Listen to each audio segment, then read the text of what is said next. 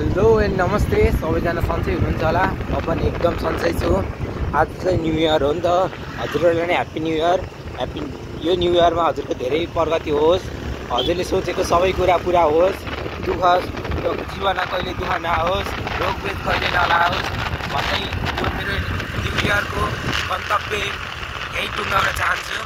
अनि स्पेसल कुरा चाहिँ हामी चाहिँ आज न्यू इयर हो नि त, त्यही भएर चाहिँ हामी चाहिँ घुम्न जाँदैछौँ। अब घुम्न कहाँ जाने त्यो त थाहा छैन, अनएक्सपेक्टेड हिँडेको। अब कहाँ पुग्छ थाहा भएन, त्यही पनि हजुरहरूलाई सानो हामी घुमेको हल्का उस गरौँ भनेर हो। हजुरहरूलाई न्यू इयरको धेरै धेरै शुभकामना। दाइको स्कुटर, अघिल्तिरको चाहिँ हाम्रो अङ्कलको स्कुटर। हेर्नुहोस्, नेपालको बाटो भनेको यस्तो हुनुपर्छ गाइस होइन। यस्तो भए पनि नेपालको बाटो चाहिँ यस्तै बन्नुपर्छ सब ठाउँमा कि भनेको गाउँदेखि सबै ठाउँमा यस्तै बन्नुपर्छ। हेर्नु यस्तो ठाउँ बन्ने हामीलाई कति सहज हुन्छ होला होइन। हाम्रो अङ्कल र दाइ चाहिँ आउँदै हुन्छ, हेर्न सक्नुहुन्छ। You can see this view. Land भयो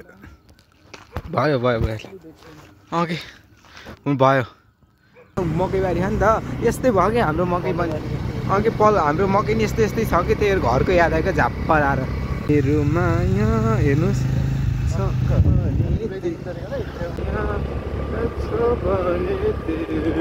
फुल पनि देखियो।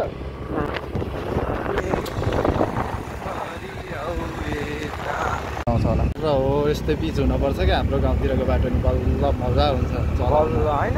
आनन्द बाटो सागुरो नै किन नहोस् न, पिच हुनु पऱ्यो कि हाम्रो त प्रतिनिधिहरूसम्म पुगोस् यो भिडियो। के डाँडा लाने भन्थेको नि, पोखरैतिर ल्यायो क्या डाँडा नलाइदिनु। मनोकामना मन्दिर आइयो, हाम्रो मनोकामना आइयो। मनोकामना त हुन्छ कि जताको नि मन्दिरको नाम सम्पन्नकै हुन्छ।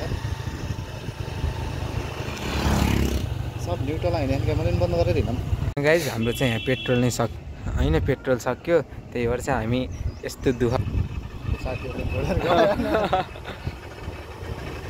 यो हेर्नु कति राम्रो देखिएको क्या नि। मकै लाउनु त होला नि, खेती गर्न छोडिरहेको छ बाटो। कहाँ निकाल्ने भयो यार हामीलाई यार, कता लहन अब आफू त नआएको मान्छे। बस न्यू इयर रमाइलो भयो। सो हामी बेलघारी आयौँ होइन, देख्न सक्नुहुन्छ हामी छिर्ने गेट होइन। खाजा खान भनेर गएको। अब चाहिँ छोरेपाटन आइयो, धेरै डाँडातिर गइएन। अब चाहिँ खाजा खाने अनि आजलाई यति नै।